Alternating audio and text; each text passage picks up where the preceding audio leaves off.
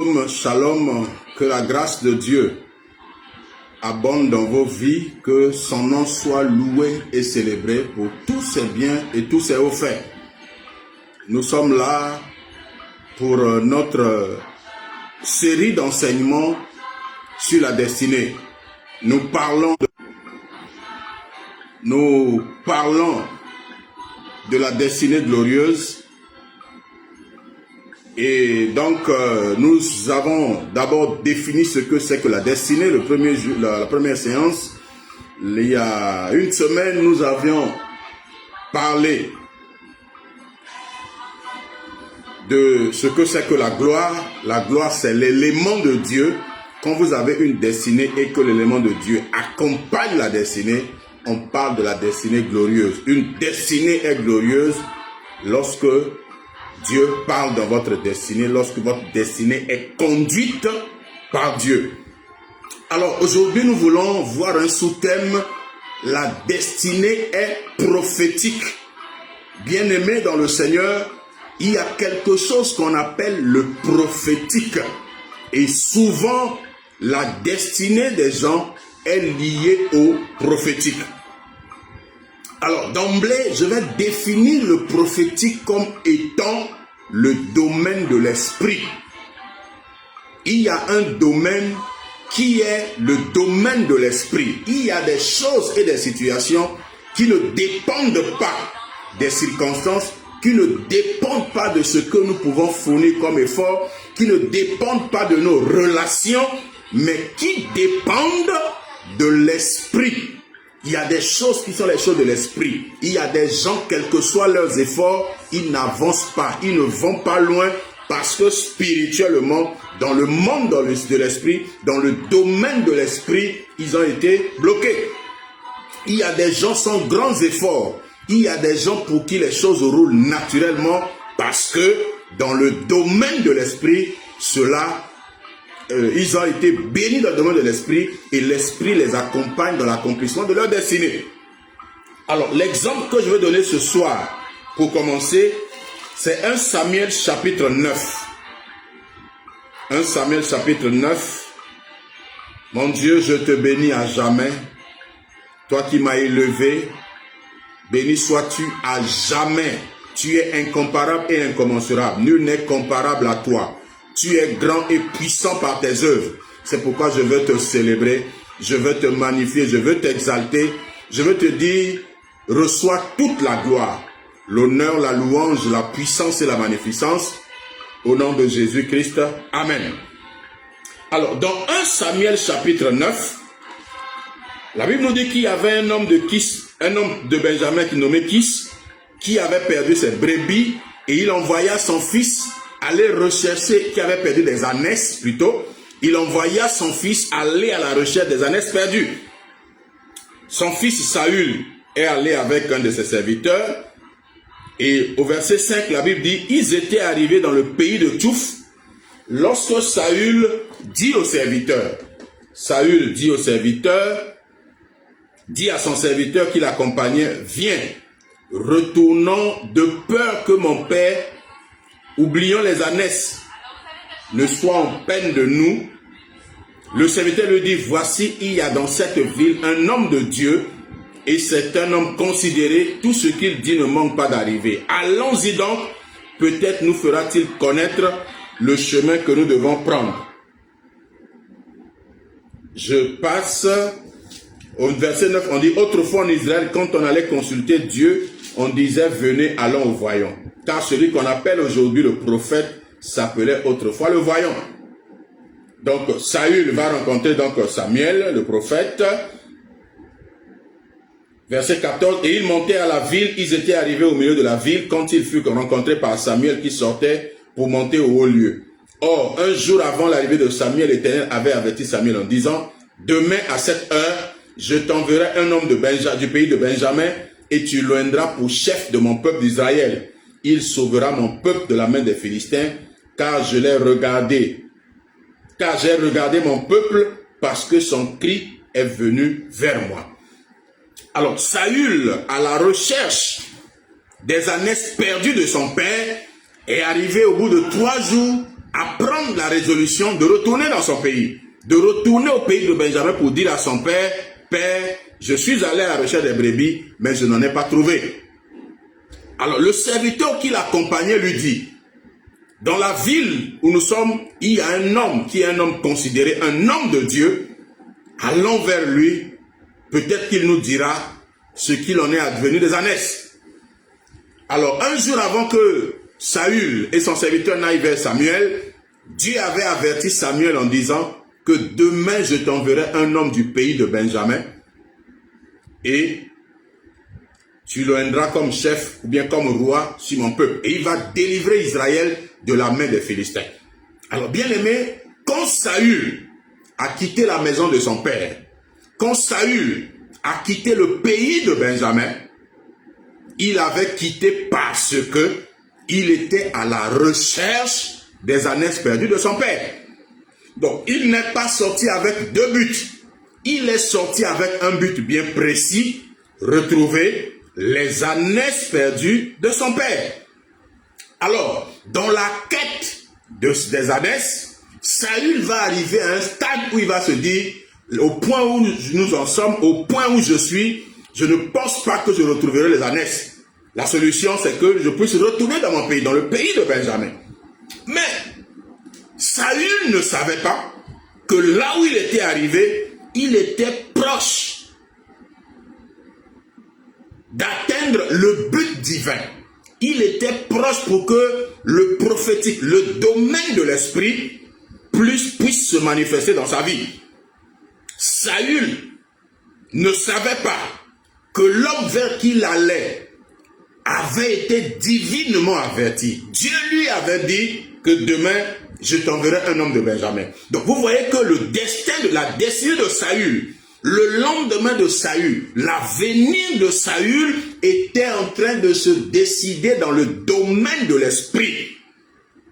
Spirituellement parlant, un jour avant que Saül ne rencontre Samuel, Dieu avait déjà parlé à Samuel. Samuel était averti qu'un homme du nom de Saül, un homme venant du pays de Benjamin, viendra et il sera oint comme roi. Donc la destinée de Saül n'était pas liée à sa recherche des ânesses perdues, n'était pas liée à son origine, n'était pas liée à ses efforts, mais sa destinée était liée au domaine de l'esprit. Le domaine de l'esprit avait décidé, avait pris la résolution que Saül sera le roi. Le monde de l'esprit, le domaine de l'esprit ou le prophétique avait pris la résolution que Saül va délivrer Israël de la main des Philistins. Est-ce que quelqu'un comprend? Et dans ce domaine prophétique, Dieu avait préparé quelqu'un. Vous allez voir que sous le règne de Saül, c'est là où Goliath va apparaître et il y aura un homme appelé David qui viendra combattre Goliath le Philistin. La guerre avec les Philistins a pris fin. Où Israël a eu la victoire sur les Philistins, il a délivré Israël. Israël a été délivré de la main des Philistins sous le règne de Saül. C'était le domaine de l'esprit. Sa destinée était tracée. Dieu avait un plan, Dieu avait un programme, Dieu avait des choses qu'il allait réaliser à travers la vie de Saül. Mais Saül ne le savait pas. À quelques minutes, à quelques heures de la consécration, Saül ne savait pas. Il n'était informé de rien. Il ne savait même pas les choses qui allaient se passer dans sa vie. Mais dans le domaine prophétique, dans le domaine de l'esprit, les choses étaient déjà prévues. Les choses étaient déjà préparées. Quelqu'un a déjà été averti, informé. Bien-aimé, c'est ça la destinée. La destinée est prophétique. On ne peut pas vivre au hasard. On ne peut pas vivre en comptant que sur nos relations. On ne peut pas vivre en comptant sur notre connaissance. On ne peut pas vivre que selon les moyens que nous possédons. Bien-aimés, nous devons vivre sous la providence divine. Il y a des choses que Dieu a préparées. Il y a des choses que Dieu a prévues qui doivent se réaliser, qui doivent s'accomplir dans nos vies. Nous ne le savons pas. Il n'y a que Dieu qui le sait. Et dans le domaine de l'esprit, ces choses sont déjà prévues. Ces choses sont déjà préparées. Saül allait être le roi d'Israël. Il ne le savait pas. Il avait une destinée glorieuse et prophétiquement, il allait être le roi d'Israël. Mais lui-même ne le savait pas. Il a fallu qu'il y ait un homme averti au nom de Samuel pour qu'il reconnaisse qu'en ce jeune homme Saül se cachait un roi, se cachait le futur roi d'Israël. Et Dieu dit qu'il a entendu le cri de son peuple. Saül était la réponse de Dieu au cri du peuple. Bien aimé, il y a des gens qui crient. Il y a des gens qui pleurent. Il y a des gens qui sont à la recherche d'un sauveur. Au verset 16, Dieu dit, 1 Samuel 9, verset 16, « Demain à cette heure, je t'enverrai un homme du pays de Benjamin, et tu l'endras pour chef de mon peuple d'Israël. Il sauvera mon peuple de la main des Philistins, car j'ai regardé mon peuple parce que son cri est venu jusqu'à moi. » Le peuple a crié, et le cri du peuple est allé jusqu'à Dieu, est arrivé jusqu'au niveau de Dieu. Et pour répondre au cri du peuple, Dieu avait besoin d'un homme. Donc prophétiquement, Dieu voulait répondre aux besoins de son peuple, et le besoin de ce peuple, ce besoin était un homme. La réponse ou la solution de Dieu au problème de ce peuple, c'était un homme appelé Saül. C'était la destinée d'un homme. Je dirais ça autrement, la réponse de Dieu au problème du peuple, au cri du peuple, c'était la destinée d'un homme. Dieu devait destiner un homme pour résoudre le problème. Chrétien, la destinée, elle est spirituelle. La destinée est du domaine de l'esprit. Nous devons laisser l'esprit de Dieu. Nous devons laisser Dieu conduire notre destinée, orienter notre destinée. Saül était sorti comme un chercheur d'ânesse, mais il en est sorti roi. Il en est sorti point. Pourquoi? Parce que Saül s'est laissé conduire. Il a laissé le prophétique conduire sa vie. Le serviteur lui a dit, quand Saül a dit, rentrons, retournons au pays de Benjamin, le serviteur lui a dit, je connais un homme de Dieu, je connais un homme prophétique, je connais un prophète, encore appelé voyant, allons vers lui. Donc il fallait l'intervention du prophète ou l'intervention du prophétique pour que la destinée de Saül plutôt, soit révélée. Bien aimé, il y a beaucoup de destinées cachées. Il manque la touche divine. Il manque la touche du prophétique pour que la destinée soit révélée, pour que la destinée soit manifestée. Bien aimé, tu dois comprendre que ta destinée, à toi, c'est la réponse de Dieu au cri de plusieurs. C'est la réponse de Dieu au cri du peuple. Tout homme que Dieu envoie est la réponse de Dieu à un problème qu'il y a sur la terre. Est la réponse de Dieu à un vide, à un besoin qui existe sur la terre. Malheureusement, beaucoup de gens, au lieu d'être la réponse de Dieu au cri du peuple, beaucoup de gens n'ont pas laissé Dieu les conduire. Ils n'ont pas laissé Dieu conduire leur destinée. Ils ne se sont pas laissés entre les mains de Dieu pour que Dieu puisse façonner leur destinée. Beaucoup de gens ont cherché eux-mêmes leur propre destinée. Je me rappelle encore, il y a plusieurs années en arrière, même quand nous étions élèves, pour beaucoup de parents africains, leur fierté était d'avoir un enfant médecin. Il y a des parents qui étaient prêts à tout pour que leur enfant soit médecin. Parce qu'on pensait qu'avoir un enfant médecin, c'était réussir sa vie. Un enfant médecin était un homme qui avait une destinée glorieuse, qui avait une bonne destinée, quelqu'un que la société allait respecter. Mais aujourd'hui, plusieurs se sont rendus compte que la médecine n'est pas une fin en soi. Il y a aujourd'hui des professions et des métiers où les gens gagnent leur vie mieux que les médecins. Il y a des entrepreneurs qui gagnent 1000 fois, 100 fois ce que gagne un médecin. Donc si beaucoup de gens pensaient que la destinée n'était que dans la médecine, aujourd'hui on se rend compte que la destinée peut être dans l'entrepreneuriat. On peut avoir une destinée glorieuse, se laisser conduire dans un domaine, peut-être négligé ou méprisé par les hommes, et là s'en sortir et avoir une bonne réputation, être un homme connu dans la société. Alors vous comprenez avec moi que la destinée n'est pas une affaire du mimétisme. Il fait, je fais. Je dois le suivre. La destinée est une affaire personnelle. La destinée, c'est une affaire du domaine de l'esprit. Voilà pourquoi nous devons nous laisser conduire par l'esprit. Beaucoup de gens en souffrent. Beaucoup de gens se sont jetés dans des problèmes parce que ce n'était pas leur destinée. Ils n'ont pas laissé le Saint-Esprit les conduire. Ils se sont laissés conduire eux-mêmes. Ils se sont laissés conduire par ce qu'ils voient.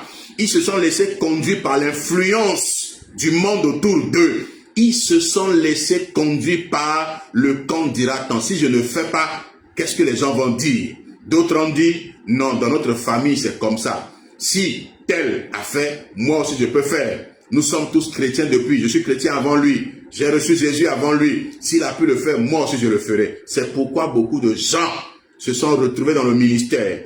Beaucoup sont devenus serviteurs de Dieu sans être appelés. Ce n'est pas leur destinée, mais parce que tel est en train de faire, je dois le faire. Parce que tel est en train de réussir, si je le fais, je réussirai aussi. Non, frère. Non, sœur. Chacun a sa destinée. Jean, Jacques, Pierre étaient avec Jésus. Saul de Tarse, appelé Paul, il n'était pas avec Jésus. Mais chacun d'eux avait une destinée. Chacun d'eux avait une portion, avait un lot que le ciel lui avait réservé. Ce que Paul a fait, Pierre ne l'a pas fait. Ce que Pierre a fait, Paul ne l'a pas fait. Chacun d'eux avait une destinée. Ils se sont laissés conduire. Quand Paul a rencontré Jésus, Jésus lui a dit, rentre dans la ville, on te dira ce que tu dois faire. Donc Paul a attendu d'entendre la voix de Dieu sur sa destinée. Pierre, quand il était avec Jésus, Jésus lui a dit, je ferai de toi un pêcheur d'hommes, je te donnerai les clés du royaume. Pierre n'a pas fait autre chose que ce que le domaine de l'esprit avait réservé pour lui. Ce que le Seigneur a dit sur lui. En disant à Pierre, je te ferai pêcheur d'hommes, Jésus était en train de prophétiser sur la vie de Pierre. En disant à Pierre, je te donnerai les clés du royaume. Ce que tu vas ouvrir sera ouvert, ce que tu vas fermer sera fermé. Jésus était en train de prophétiser. Il était en train de mettre la destinée de Pierre sous le prophétique, sous le domaine de l'esprit. Et cette destinée d'ailleurs a commencé à se réaliser. Pierre a commencé à agir conformément à sa destinée le jour où il a été rempli du Saint-Esprit. Je dis la destinée, c'est du domaine de l'esprit. Quand l'esprit a commencé à se manifester en Simon-Pierre, c'est alors que sa destinée a commencé à se révéler, a commencé à se manifester. Il a commencé à poser les pas de sa destinée. Bien-aimé dans le Seigneur, la destinée est prophétique. Saul de Tarse, et que dit Saül, fils de Kis, homme de Benjamin, sa destinée a été manifestée. Sa destinée a été révélée lorsqu'il a rencontré le prophète Samuel. Le prophète a parlé sur lui. Bien-aimés, nous avons besoin d'entendre la voix de Dieu. Nous avons besoin de laisser le domaine de l'esprit nous accompagner, nous conduire. Sinon, nous passerons à côté du but. En matière de destinée, Jésus, le Fils de Dieu, quand il est né, quand on l'a amené au temple le 8e jour, il y a eu des gens qui ont parlé sur lui. Bien que Jésus soit Dieu, soit le Fils de Dieu, Dieu dans la chair, mais il a fallu que des hommes oints, des hommes prophétiques puissent parler sur lui, puissent parler de lui. Siméon a parlé sur Jésus. Anne, fille de Phanuel, a parlé. Il a fallu que la vie de Jésus, la destinée de Jésus soit mise sur la couverture prophétique. Il y a beaucoup de gens dont les destinées n'explosent pas. Les destinées n'arrivent pas à éclore parce qu'ils ne sont pas sous la couverture prophétique. Ils ne sont pas sous la couverture de l'esprit. Chrétien, tu dois laisser le Saint-Esprit te conduire. Tu dois laisser le Saint-Esprit t'orienter. Tu dois laisser le Saint-Esprit parler sur ta vie. Le Saint-Esprit peut parler directement comme le Saint-Esprit peut parler par ses serviteurs, par des hommes. Saul de Tarse, que nous prenons comme exemple aujourd'hui, c'est un homme qui était oint, un homme rempli du Saint-Esprit qui a parlé sur lui. C'est le prophète Samuel. Samuel a dit à Saül que le meilleur, quand il lui a donné l'épaule pour manger, Saul a dit, le cuisinier donnant l'épaule et ce qui l'entoure, et le servir à Saül. Et Samuel dit, voici ce qui a été réservé. Mets-le devant toi et mange, car on l'a gardé pour toi lorsque j'ai convié le peuple. Ainsi le peuple mangea avec Samuel à leur tête. Et quand Samuel avait dit à Saül, Samuel répondit, c'est moi qui suis le voyant, verset 19, ne t'inquiète pas des années perdues, car elles sont retrouvées, et pour qui est réservé tout ce qu'il y a de précieux en Israël, n'est-ce pas pour toi et pour toute la maison de ton père? Saül répondit, ne suis-je pas benjamite, de l'une des plus petites tribus d'Israël, et ma famille n'est-elle pas la moindre de toutes les familles de la tribu de Benjamin? Pourquoi donc me parles-tu de la sorte? Saül n'avait aucune idée de ce que Dieu lui réservait. Saül n'avait aucune idée de là où Dieu l'envoyait. Il n'avait aucune idée que Dieu voulait faire de lui le roi d'Israël. Mais quand il a rencontré Samuel, Samuel lui a dit, ce qui a de précieux en Israël, Dieu ne l'a-t-il pas réservé pour lui? Saül dit, non, c'est pas possible. Je suis benjamite, de la tribu des Benjamins, l'une des plus petites, et ma famille est une famille parmi les moindres de toutes les familles de la tribu de Benjamin. Il faut qu'on parle de l'histoire de Benjamin pour que vous compreniez ce qui c'est que le prophétique, le domaine de l'esprit concernant la destinée. Pourquoi Saül se méprise? Pourquoi Saül pense qu'il ne méritait pas cela? La réponse est toute simple. À la fin du livre des Juges, un Lévite était sorti, faisait un voyage, et il est arrivé dans une ville de Benjamin. Et la nuit étant tombée, il passa la nuit dans cette ville. Et la Bible dit, les hommes de Benjamin étaient des hommes pervers, ils ont pris la femme et l'ont violée jusqu'à la mort. Le lendemain, le Lévite, ayant vu sa femme, donc violentée jusqu'à mourir, a découpé la femme en 12 morceaux et il a envoyé chaque morceau à chaque tribu pour montrer la perversité des gens de Benjamin. Alors les tribus d'Israël organisèrent une rencontre, une fête, et on extermina la tribu de Benjamin. Et là, l'histoire était encore, la plaie était encore béante. Donc ce n'était pas encore loin du temps où la tribu de Benjamin était exterminée. Il y a quelques hommes, environ 200, qui ont pu s'échapper. Et ce n'est qu'après que les autres tribus ont dit, ce sont quand même nos frères, on leur donna des femmes pour qu'ils reconstituent la tribu de Benjamin. Donc ici, nous sommes au temps de la reconstitution de la tribu de Benjamin, et tout le monde en Israël savait que la tribu de Benjamin est une tribu des perverses, une tribu qui était menacée de disparaître.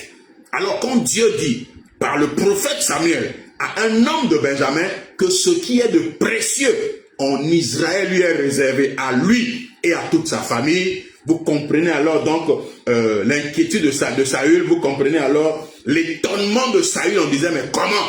Je suis benjamite, petite tribu, ma famille est moindre en Benjamin. Mais bien aimé, Dieu ne regarde pas ça. Dieu ne considère pas ce que l'homme considère. Dieu regarde à ce qui frappe les yeux, mais l'homme regarde à ce qui frappe les yeux, mais Dieu voit le cœur. Dieu, c'est son esprit, c'est ce que le conseil divin a déclaré, c'est ça que Dieu opère. Et le conseil divin avait déclaré que Saül sera le roi en Israël. C'était sa destinée. Elle était prophétique. Le prophétique avait décidé, quelles que soient ses origines, quels que soient ses antécédents, les antécédents de sa famille, Saül allait être le roi d'Israël. Alors chrétiens, oui, c'est bon que nous ayons des hommes qui nous accompagnent, qui nous appuient. C'est bon que nous ayons des relations, mais c'est mieux d'avoir Dieu, de se laisser conduire par son esprit et des hommes oints. Saül est devenu roi en Israël parce qu'il a rencontré un prophète qu'on appelle Samuel. Il a rencontré un homme prophétique qui a su l'orienter concernant sa destinée. Jésus a rencontré aussi des hommes prophétiques. À sa naissance, Simeon a parlé, Anne, fille de Phanuel, a parlé, même le père de Zacharie, même le père de Jean-Baptiste Zacharie, après la naissance de Jean-Baptiste, quand Zacharie a retrouvé le langage, Zacharie a prophétisé sur Jésus. Et tout au long du ministère de Jésus, quand Jésus est arrivé à un âge où il devait commencer son ministère, il fallait que Jésus rencontrât un homme prophétique qu'on appelle Jean-Baptiste. Il était le prophète et il a marché devant Dieu avec l'esprit et la puissance d'Élie. Jean-Baptiste a parlé sur Jésus. Jean-Baptiste a baptisé Jésus pour que Jésus puisse rentrer dans sa destinée. Bien-aimé, pour que ta destinée soit orientée, pour que ta destinée soit la réponse de Dieu à la prière et au cri des hommes sur la terre, tu as besoin que le ciel parle en ta faveur. Tu as besoin qu'un homme prophétique puisse t'orienter par les paroles. Tu as besoin que Dieu parle sur ta vie. Bien aimé, la destinée est prophétique. Il y a des gens, vous les voyez apparemment. Vous ne voyez pas en eux les qualités pour faire quelque chose, mais subitement, il commence à le faire. Il le fait tellement bien, il commence à prospérer dedans parce que c'est sa destinée. À un moment donné, Dieu a parlé. À un moment donné, il s'est laissé conduire par le prophétique, par le domaine de l'esprit. Beaucoup de gens passent à côté de leur destinée parce qu'ils ne se laissent pas conduire par le prophétique. Chrétien, laisse-toi conduire par le prophétique. Laisse-toi conduire par l'esprit. Laisse-toi conduire par le domaine de l'esprit, que Dieu te conduise. S'il te conduit, la barque ne chavirera pas. Si tu lui donnes les commandes, il te conduira à bon port. Si tu donnes les commandes, il te conduira jusqu'à là où Dieu veut que tu sois. Il te conduira dans la grandeur, dans l'élévation, dans la prospérité, dans la paix. Bien-aimé dans le Seigneur, tu as besoin de laisser à Dieu les manettes de ta vie, les commandes de ta vie. Beaucoup de destinées n'arrivent pas à éclore parce que les chrétiens, les hommes, n'ont pas donné à Dieu les manettes pour conduire leur vie. Qui est celui qui conduit ta vie? Saül n'a pas conduit sa vie lui-même. À un moment donné, il a compris qu'il avait besoin qu'un homme spirituel, qu'un homme oint, qu'un homme prophétique puisse parler sur sa vie. Et c'est ce qui est arrivé. C'est ce qui a changé sa destinée. Pour son père, le fils qui est revenu était celui qui était allé chercher les ânesses. Mais le père ne savait pas que le chercheur d'ânesses est revenu en roi, est revenu en oint.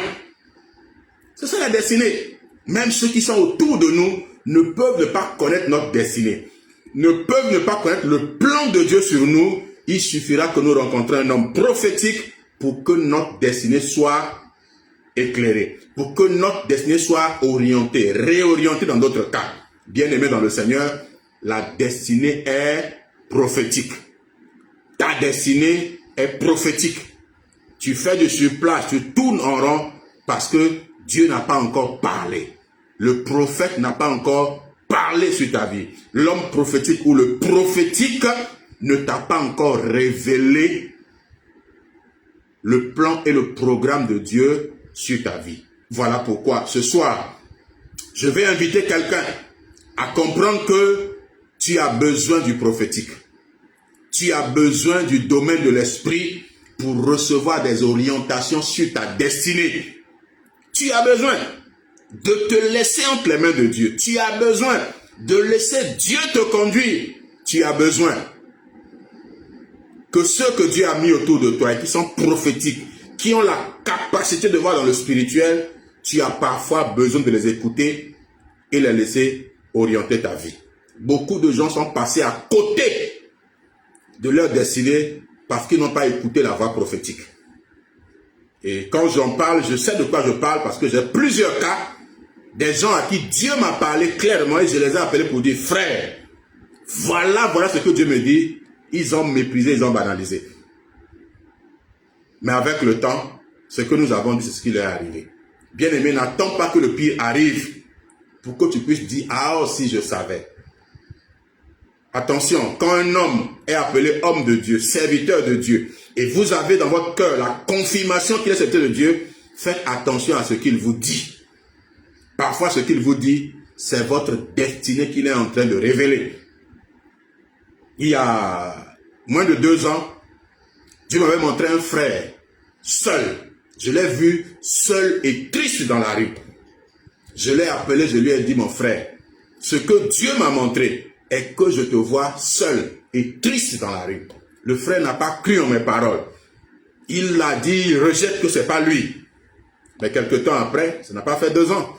Un malheur lui est arrivé, il a perdu un être cher. Faisons attention avec le domaine de l'esprit. Faisons attention avec les hommes que nous reconnaissons être oints, que nous reconnaissons qu'ils sont serviteurs de Dieu. Parfois, Dieu leur met des choses dans le cœur et ces choses sont pour notre vie. Parfois, Dieu parle par eux de façon simple et banale, que nous méprisons, alors que Dieu est en train de nous aviser, Dieu est en train de nous orienter. Parce que dans le domaine, en ce qui concerne la destinée, pour que la destinée puisse éclore et atteindre son but, Dieu passera certainement par des hommes. Sur la terre, Dieu utilise des hommes. Sur la terre, c'est l'homme qui fait l'homme. Sur la terre, parfois, quand Dieu veut parler, Dieu ne parle pas du ciel, Dieu ne parle pas par le Saint-Esprit, Dieu parle par un homme. Dieu utilise un homme pour qu'il puisse parler. Dieu utilise un homme pour qu'il puisse t'orienter. Voilà pourquoi nous devons être attentifs aux choses de l'esprit. Nous devons être attentifs quand Dieu nous parle. Ne banalisons pas la voix de Dieu. Ne banalisons pas les hommes prophétiques autour de nous qui peuvent être amenés à certains moments de notre vie à parler sur notre vie. Je me rappelle encore, il y a un frère que j'ai écrit, j'ai envoyé un message. Je lui ai dit, mon frère, fais très attention. Il y a un complot qui se prépare contre toi. Fais attention. Et je lui ai dit que je souhaiterais le rencontrer pour lui donner plus de détails par rapport à la révélation. Le frère a dit oui, mais on ne sait plus jamais, on ne s'est pas vu. Et 9 mois après, il y a eu une situation qui l'a conduit en prison. Alors que Dieu avait parlé pendant le mois, Dieu avait parlé près de 7 ou 8 mois avant. Dieu m'a parlé clairement et je lui ai dit, mon frère, tu es en danger. Il y a un complot qui se prépare contre toi. J'ai donné quelques détails, mais je veux le voir à visu pour lui donner plus de détails. Le frère n'a pas cru. Mais après, quelque chose lui est arrivé. Bien-aimés, faisons attention quand Dieu parle. Faisons attention aux hommes que Dieu a mis autour de nous. Parfois, qui ne sont pas puissamment hommes comme nous pouvons le voir, le comprendre, mais qui parfois, Dieu peut passer par eux pour parler. Faisons attention à ce que Dieu dit par les hommes autour de nous. Ne banalisons pas certaines paroles. Prenons cela comme nous ne croyons pas que c'est vrai, mais nous-mêmes prenons cela, allons examiner dans la présence de Dieu pour que Dieu puisse nous orienter et nous dire si c'est vraiment lui qui a parlé. Merci Jésus. Oh, merci Seigneur pour ton amour, merci pour ta fidélité. Gloire, honneur, gloire, honneur, gloire, honneur, gloire, louange, gloire, magnificence. Je vois quelqu'un ici, tu es en direct, tu es depuis le Congo. Le Saint-Esprit me dit de te dire, ta vie a rencontré beaucoup d'obstacles et de difficultés. Mais je t'annonce qu'il y a un temps qui arrive, c'est une saison de gloire. Les choses que tu es en train de vivre, c'est pour aplanir, c'est pour anoblir le chemin de ta destinée. Dieu est en train de faire quelque chose de bien, de meilleur. Celui de qui je parle, tu es actuellement en direct, tu es depuis le Congo-Brazza. Je ne vais pas citer ton nom directement, mais celui de qui je parle, il sait de quoi je suis en train de parler. Alléluia. Merci Jésus. Oh, merci Père. Tu es incomparable, tu es incommensurable. Tu es le Dieu des esprits des prophètes. Tu es le Dieu qui oriente les destinées. Tu es le Dieu qui parle. Dieu des cieux, je veux prier pour toutes ces personnes qui me suivent en ce moment, que ta main puissante et forte soit sur eux. Que ta grâce soit manifeste. Et pendant que je parle, il y a quelqu'un, il y a un frère, qui est peut-être certainement en direct, qui avait une situation qu'il a exposée, nous avons prié, et j'ai vu la réponse une nuit. Je l'ai vu, la réalisation, et je l'ai écrit. C'est là il m'a dit, oui, Dieu a fait, c'est accompli. Bien aimé, Dieu parle encore par les hommes aujourd'hui. Aujourd'hui, Dieu parle encore par les hommes. Oui, Dieu parle par le Saint-Esprit. Dieu parle par sa parole, mais Dieu parle aussi par des hommes. Soyons attentifs à la voix de Dieu, parce que parfois cette voix nous vient d'un homme. Parfois elle nous vient d'un loin. Que Dieu bénisse sa parole, qu'il vous bénisse tous. Shalom, à très bientôt.